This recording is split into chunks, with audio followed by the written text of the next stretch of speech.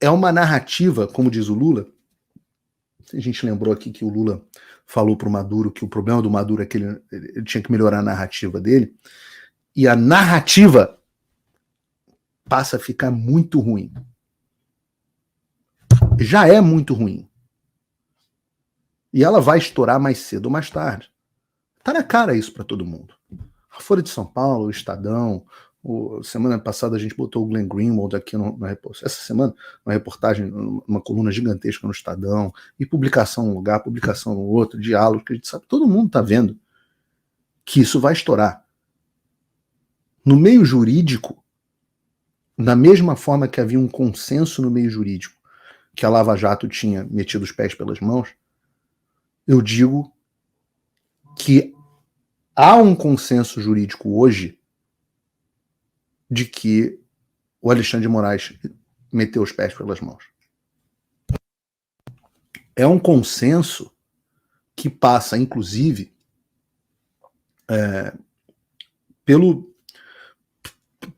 a confirmação de outros dentro da corte. Como que vão resolver esse problema? A pressão para que o Alexandre encerre os inquéritos é muito grande.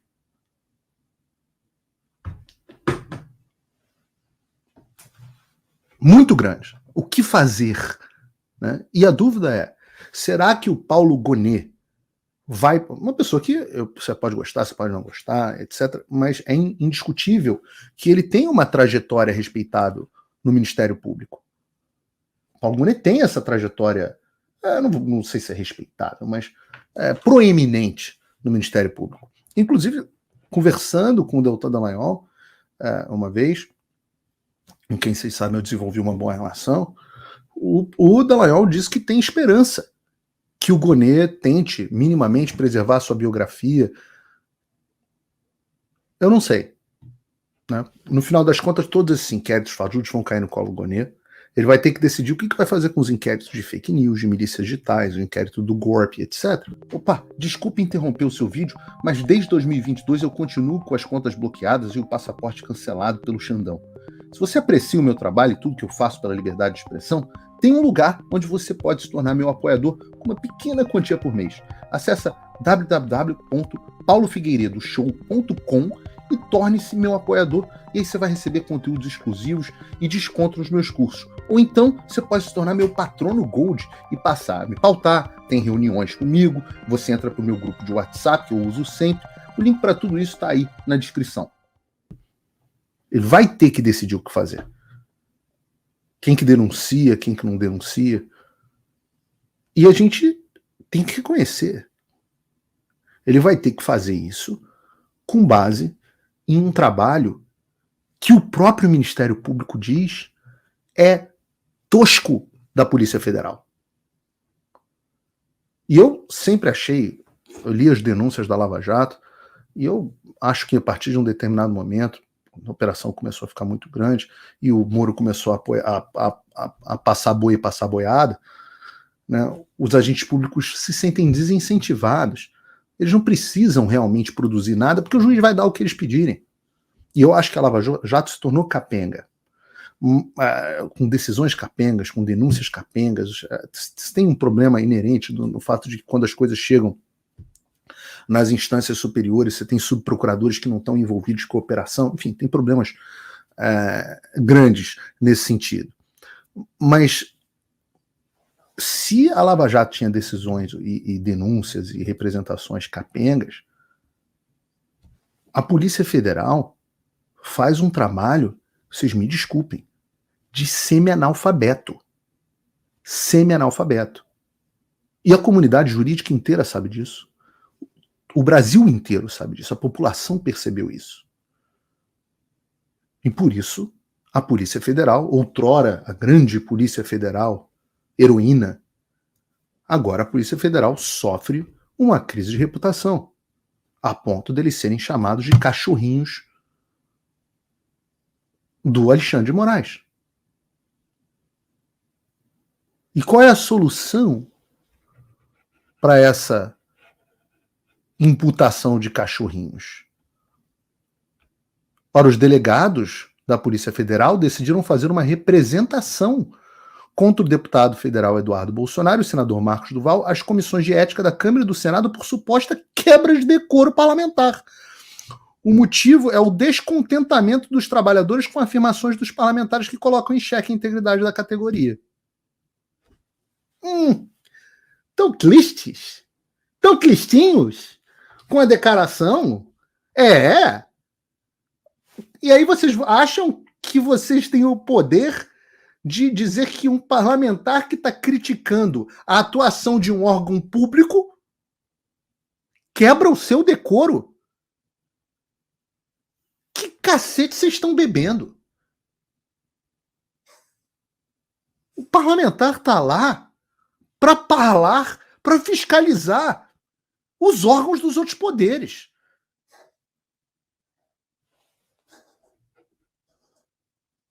A medida foi decidida em assembleia nesta segunda-feira e será protocolada por causa da Associação Nacional de Delegados, a DPF. Eduardo Bolsonaro também deve ser acionado por danos morais. Em um dos episódios que irou os delegados, o deputado se referiu à Polícia Federal como cachorrinhos de Moraes, em referência aos ministros do Supremo.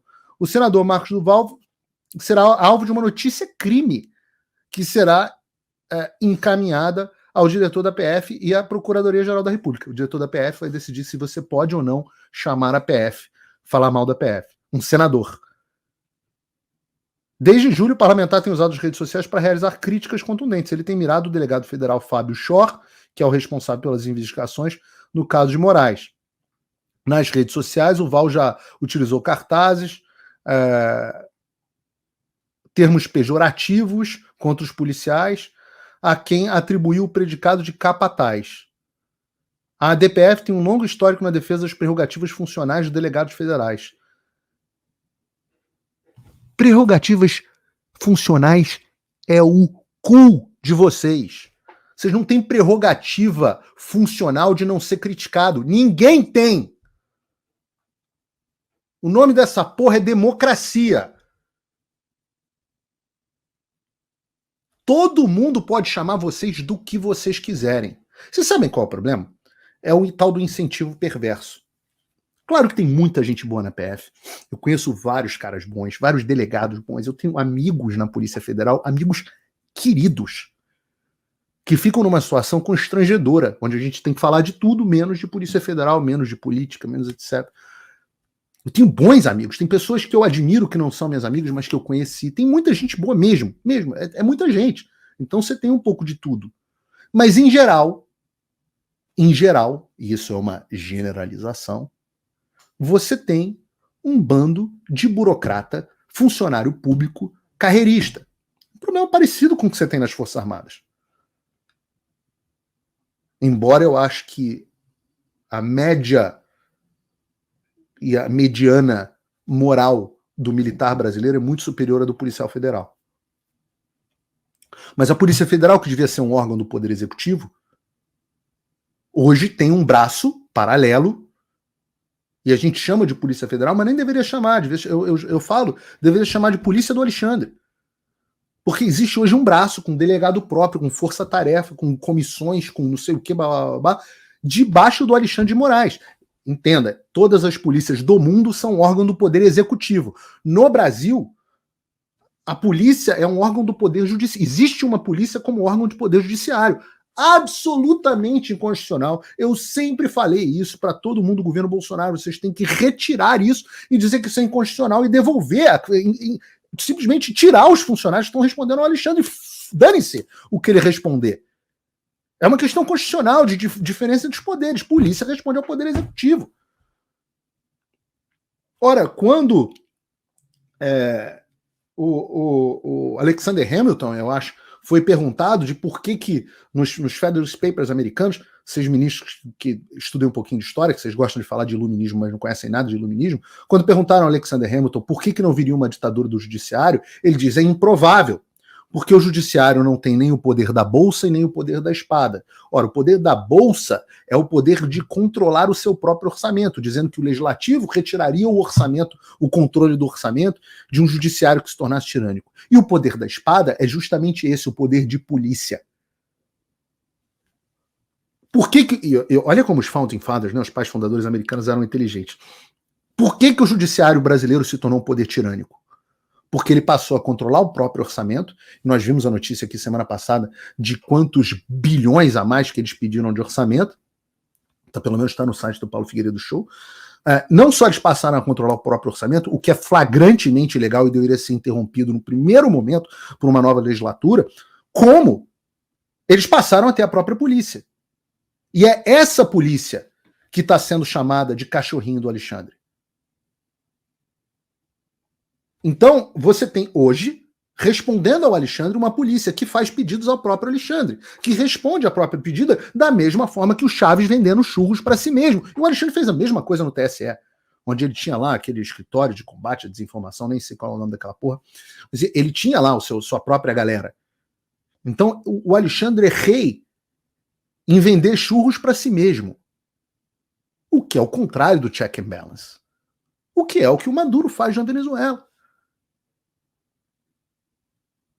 Então você tem essa tabelinha combinada.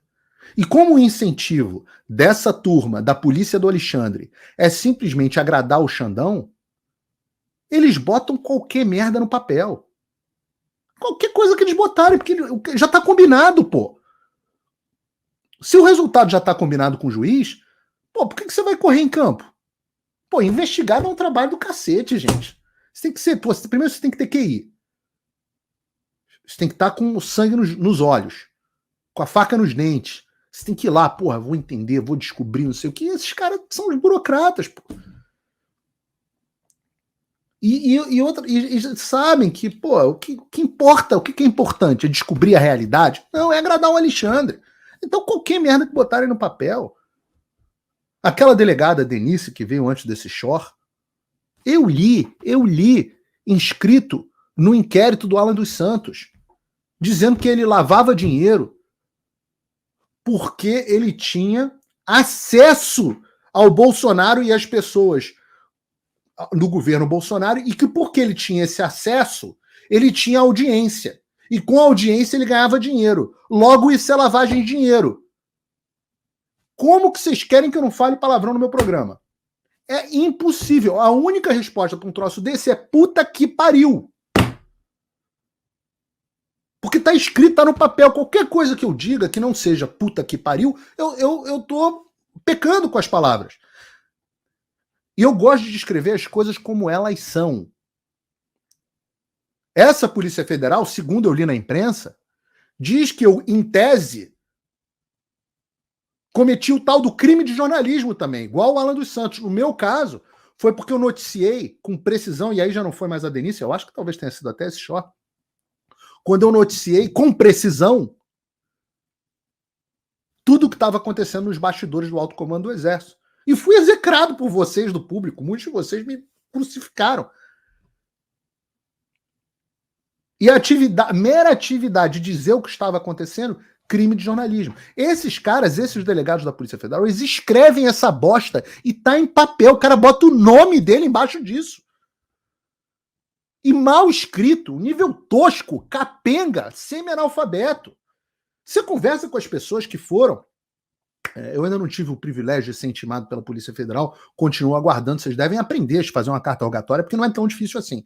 Eu fico esperando a Polícia Federal fazer uma carta rogatória para eu poder ser intimado, e as pessoas que já foram falam assim: Paulo, é vergonhoso.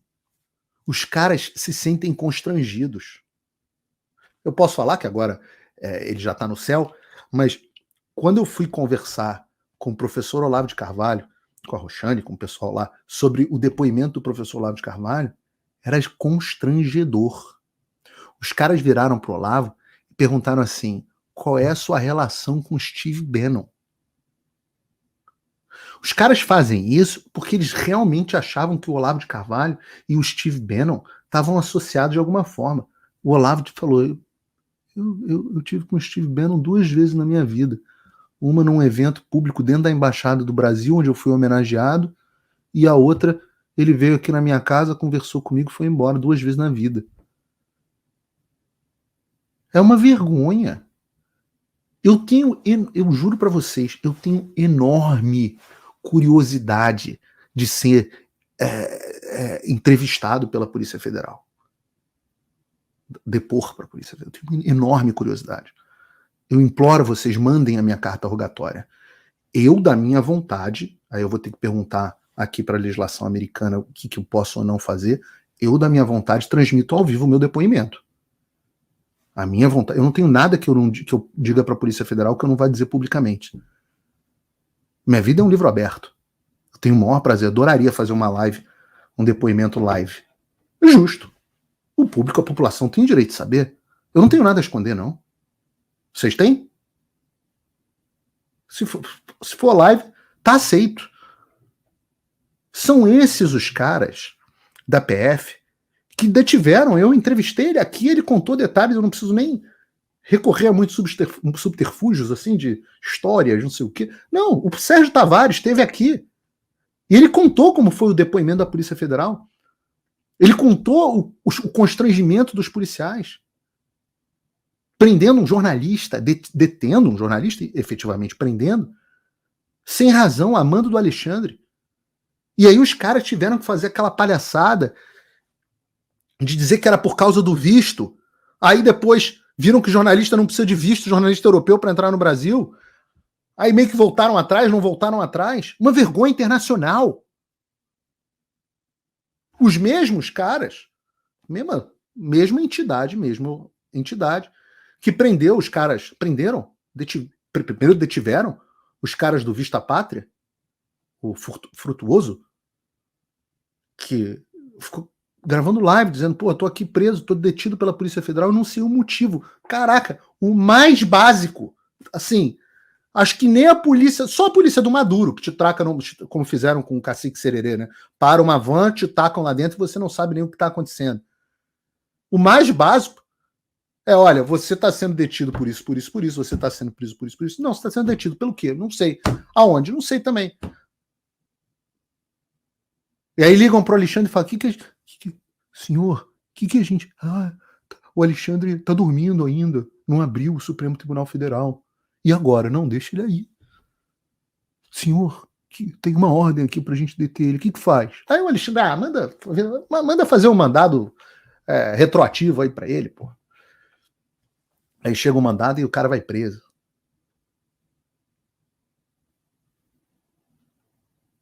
Os caras querem respeito? Os caras que vão na casa de pai de família cumprir mandado e fica todo mundo olhando para baixo. Que vergonha. Que vergonha. São os mesmos. Outra história que eu também contei, entrevistei pessoalmente na Jovem Pan, entrevistei pessoalmente e obviamente sou muito próximo dele, mas o caso do Jason Miller, o assessor do Trump, hoje um principal assessor do Trump, detido no aeroporto em Brasília, a caminho do jatinho particular dele, detido por essa Polícia Federal. Os coitados dos policiais não sabiam nem falar inglês, tiveram que usar uma menina da companhia aérea ali privada, totalmente irregular. Queriam obrigar o Jason a assinar um papel e acabaram tendo que liberar o cara porque não sabiam o que fazer. Geraram um incidente internacional. O Trump é puto com essa história até hoje. É a mesma Polícia Federal que pede pro FBI me ligar para tentar me intimidar. Eu posso passar aqui... Quanto tempo tem de programa já? Quase 1 hora. Eu vou andar, porque eu podia passar aqui o dia inteiro falando só dos vexames da Polícia Federal. A Polícia Federal que tinha que estar prendendo traficante internacional de drogas, o Polícia Federal, o Cachorrinhos, o Maduro, Nicolás Maduro, esse aqui, que teve no Brasil, passeou bastante no Brasil, ele é procurado pelo Departamento de Justiça americana como narcoterrorista, recompensa de 15 milhões de dólares. Usem a lógica aqui comigo. Narcoterrorista. Os Estados Unidos estão a, sei lá, vou chutar aqui, 3.000, 4.000 quilômetros da Venezuela. O Brasil faz fronteira com a Venezuela. Tem bastante droga no Brasil. Será que nada vem da Venezuela? Será que nenhuma dessas provas do Departamento de Justiça ajudam a gente aí no Brasil a entender se o Nicolás Maduro é responsável pelas drogas que entram e passam pelo Brasil para ir para a Europa e para outros países? Não vale investigar, não? Não. Né? A quantidade de arma e droga que entra no Brasil, o meu Rio de Janeiro praticamente virou um narco-estado, com uma infiltração da milícia, tráfico, governo, todo mundo junto, polícia. Cadê a Polícia Federal para investigar isso? Tá lá prendendo velhinho, tá lá investigando se o Bolsonaro tomou vacina, se o Bolsonaro vendeu relógio, tá pedindo para censurar jornalista, tá tentando apurar golpe que nunca aconteceu. Então, capacho, sim, cachorrinhos. Aliás, não. Eu vou, de novo, eu gosto de ser preciso com as minhas palavras, mesmo que vocês não gostem delas. Então eu vou usar o termo correto. São putinhas. São putinhas. Putinhas do Alexandre de Moraes. Porque o termo correto é putinha. Cachorro não faz isso. O cachorro faz o que faz por amor, por fidelidade ao dono. O cachorro é um ser puro. Quem faz coisa por remuneração é puta. Vocês fazem o que fazem pelas suas carreiras, pelas suas aposentadorias, pelos seus benefícios. Se olhem no espelho e digam: eu sou uma putinha. Eu sou uma putinha do Alexandre de Moraes. Não cachorrinho. A DPF, fiquem à vontade. À vontade. Não gostaram do que eu falei? Ai, que chato. Me censurem. Como vocês já fazem o tempo inteiro, Ou então vocês sentem e chorem. Porque aqui onde eu tô, existe um negócio chamado primeira emenda, que permite que eu fale o que eu quiser, da forma que eu quiser. Principalmente como um jornalista criticando autoridades públicas que se comportam como putinhas. E deixa eu dizer, putinhas, no final das contas, eu que pago vocês. Aliás, eu pago o Taxade, que paga o dinheiro pro Alexandre, que paga vocês. Porra!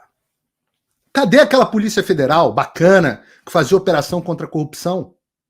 Vocês não têm saudade, não? Da época que vocês tinham orgulho em falar que eram Polícia Federal? Vocês eram heróis. Minissérie, Netflix, Globo, sei lá, o Mecanismo. Filme, Polícia Federal. Porra, todo mundo ia no cinema, todo mundo orgulhoso. Viraram Bruna Surfistinha. De Polícia Federal, viraram Bruna Surfistinha. E ninguém mais no Brasil leva vocês a sério. Vocês destruíram a reputação histórica de uma instituição, porque reputação se constrói devagar e se destrói muito rápido. Ah, mas, Paulo, o que a gente faz? A gente está só cumprindo ordem, a gente não pode descumprir. Não tem um ditador do mundo que não utilize de forças policiais para cumprir ordem. O julgamento de Nuremberg acabou com essa tese. Vocês acham que o Xi Jinping vai lá e dá ele o tiro na nuca dos uigures? Ou uigures, se você preferir. Claro que não. O único que era louco o suficiente para fazer esse tipo de coisa era o Che Guevara. Che Guevara tinha um certo prazer em assassinar os opositores políticos dele pessoalmente. Mas eu digo para vocês que até o Himmler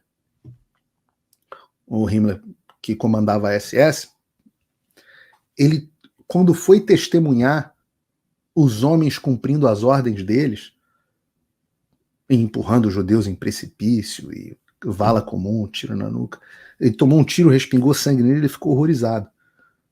Todos aqueles homens estavam cumprindo ordens. Igual vocês. Assistam o Ordinary... Eu recomendo o livro, que é maravilhoso, mas assina o Ordinary Man no Netflix. Acho que é Homens Comuns. Uma porra dessa, a tradução. Agora, eu digo para vocês, delegados, Shor, Denise, esses caras todos, e agentes também, que o nome de todos vocês está sendo registrado. Então eu faço uma sugestão para vocês. Façam o que vocês fazem de melhor. Toca pro lado. pede licença, diz que está doente, pede para ir para outro caso, para outro lugar. Que quem ficar nessa vai ser responsabilizado. Claro que vocês vão ser responsabilizados. Talvez uns se safem um pouco mais, um pouco menos. Mas quem estava junto com o regime, em qualquer regime que cai, sofre as consequências.